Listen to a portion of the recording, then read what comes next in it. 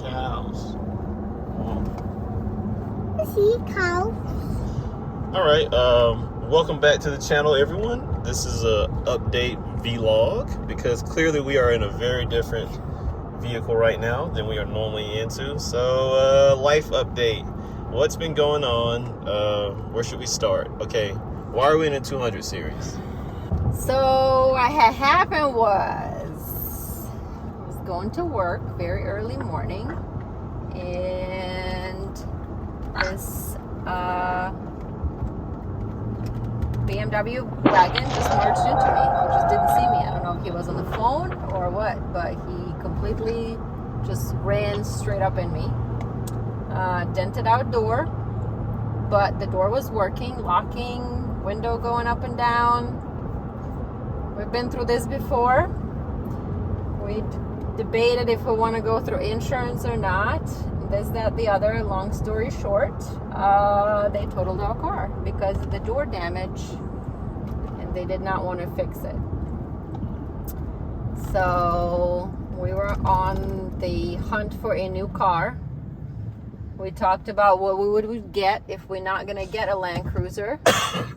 And the only option we saw is a Land Cruiser. So we start looking, and we got actually really lucky. This was the second car we looked at on the first day that we looked.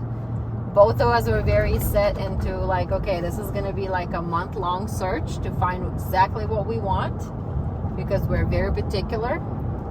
But yeah, we got super lucky. And here we are. We're in the 200 series in 2013, black on black Land Cruiser. Nice. So now that you got some of the backstory, and we might go more into detail about it in another vlog if y'all are curious. But now you know some of the backstory. We're in a 200 series now. We've been in this car about a month. And what are your initial thoughts on the 200 series? First of all, let's talk about the drive experience. The drive is incredible.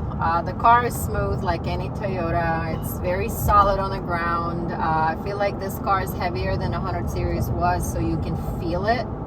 When you drive, it seems taking turns a bit better. From my experience, it's very quiet. It's very smooth. And yeah, I have no complaints. So as far as the size of it, because you said it's a bit bigger, it feels a bit heavier. Daily driving it and like parking it in parking lots and in our garage at home. What's the experience like there? Well, our garage is tight because we still have two Land Cruisers at the end of the day. But I have to do a little bit of shifting and adjusting when I park the car in the garage for sure. Where the other one I could actually swing it from one go. Being in the parking lot and parking garages, I have no problem. I do feel like it's slightly wider, but maybe it just feels that way. I don't know. But I have no issues. So far, there was not a parking garage that I didn't fit in. Obviously, we didn't lift the car. We want to keep it the way it is. We put our older tires. Luckily, they fit. Parking spaces were fine, too. Okay. And then speaking of modifications and our older tires, yes, as you can see on the B-roll I'm about to overlay right here, we put our old wheels on this one from our other 100 series onto our 200 series. Even though for whatever reason Google AI said it wouldn't work, but they bolted right up. Other mods that we have done are the headlights. We added this little thing right here, which is amazing.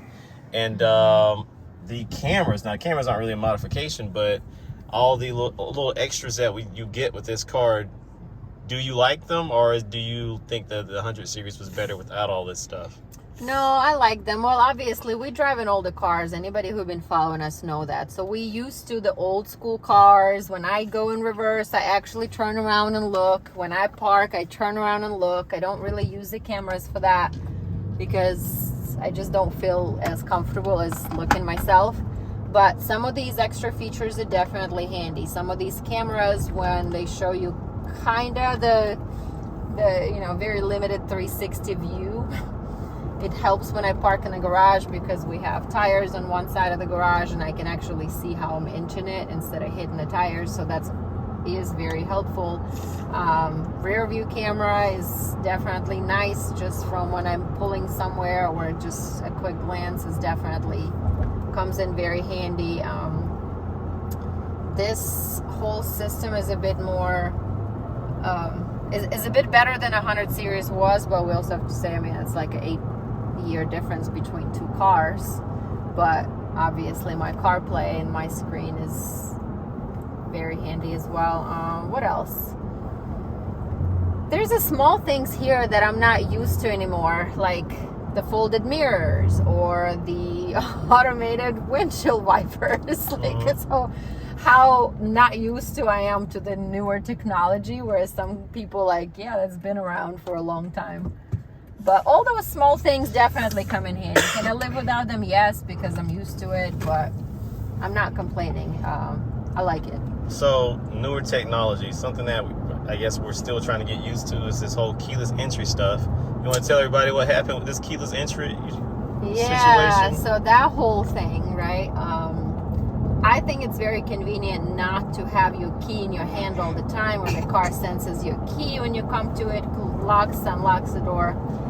One morning we were going, and I had to drop our daughter at the school bus, so we're getting in the car. It was her last day. We were going to take a picture. I put my purse in the car with the key, closed the door, took a picture, and coming back to the car, and car is locked.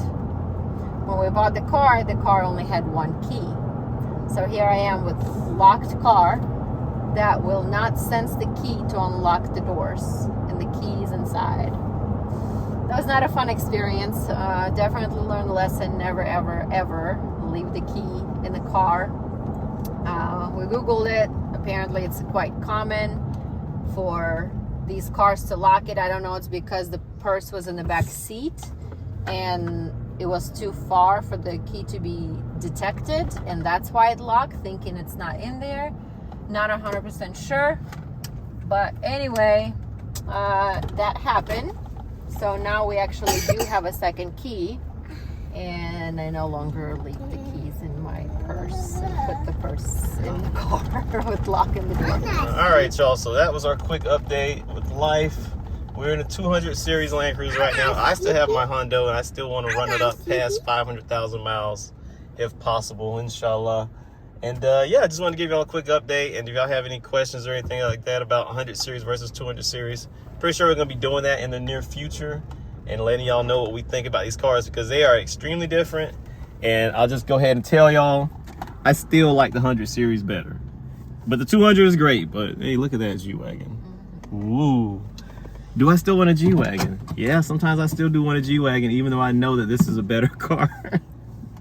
But yeah, we'll see y'all in the next video. KRT Life with the Y. Like, subscribe, comment. Anything else that you want to add? No, I'm happy. I actually enjoy my 200 series. So I was very torn when the car was totaled, and I really, really was attached to that car for the first time in my life. Like, I was really attached to that car. But I love this car. So all right. We'll see y'all in the next one. Peace.